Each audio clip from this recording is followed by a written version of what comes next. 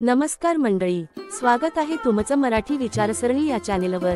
नवरात्र म्हटलं की भक्ती, उपवास, पूजा आणि प्रसाद याशिवाय हा सण अपूर्णच वाटतो। 9 दिवस 9 रूपांची पूजा केली जाते आणि प्रत्येक देवीला तिच्या आवडीचा नैवेद्य अर्पण करण्याची खास परंपरा आहे। असं मानलं जातं की भक्तिभावाने जर या देवीला आवडणारा भोग दिला तर ती लगेच प्रसन्न होते आणि आपल्यावर कृपादृष्टी ठेवते।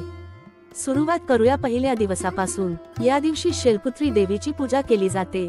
पर्वतराज हिमालयाची कन्या असलेली शैलपुत्री देवी बैलावर आरूढ आहे।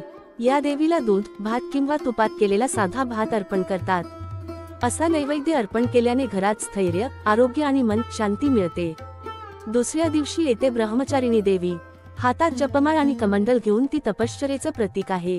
या देवीला गुळ, शेंगदाण्याचे लाडू किंवा साधी फळं अर्पण करतात। यामुळे आयुष्यात श्रद्धा, ज्ञान आणि धैर्य वाढतं। तिसऱ्या दिवशी पूजा केली जाते चंद्रघंटा देवीची। कपाळावर अर्धचंद्र धारण केलेली ही देवी सिंहावर आरूढ आहे। या देवीला गव्हाची खीर, दहीभात किंवा पिठलं भाकरी अर्पण करतात। या नैवेद्यामुळे घरात सुख, समाधान टिकून राहतं आणि वाईट शक्तींपासून संरक्षण मिळतं। चौथ्या दिवशी उपासना केली जाते कुष्मांडा देवीची। सूर्याच्या तेजाने जगाला ऊर्जा देणारी ही देवी भोपळ्याला खूप प्रिय मानते।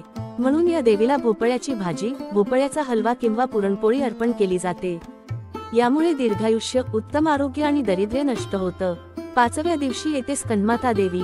आपल्या मांडीवर कार्तिकेयला घेतलेली ही माता कमळावर विराजमान आहे। या देवीला केळी, मोदक किंवा खीर अर्पण करतात। या नैवेद्यामुळे संतान सुख लाभतं आणि मुलांचं आरोग्य चांगलं राहतं। सहाव्या दिवशी उपासना केली जाते कात्यायनी देवीची। सिंहावर आरूढ असलेल्या या देवीच्या हातात तलवार आणि वज्र आहे। या देवीला श्रीखंड, पेढे किंवा खीर अर्पण करतात। यामुळे विवाहयोग प्रबळ होतो आणि वैवाहिक जीवन गोड राहतं।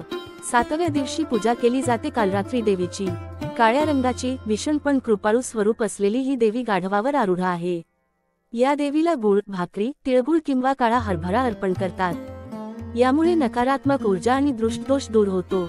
आठव्या दिवशी महागौरी देवीची उपासना केली जाते। शुभ्र वस्त्र परिधान केलेली ही देवी शांती आणि सौंदर्याचं प्रतीक आहे।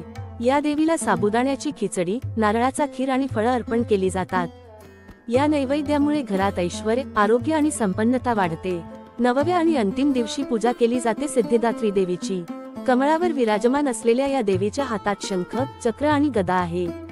या देवीला पंचामृत, खीर आणि फळांचा प्रसाद अर्पण करतात।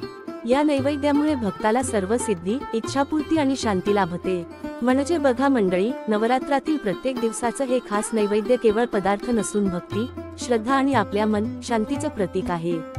आपण जेव्हा श्रद्धेने देवीला नैवेद्य अर्पण करतो तेव्हा देवी आपल्याला आरोग्य, सुख, समृद्धी आणि सर्व मनोकामना पूर्ण करून देते।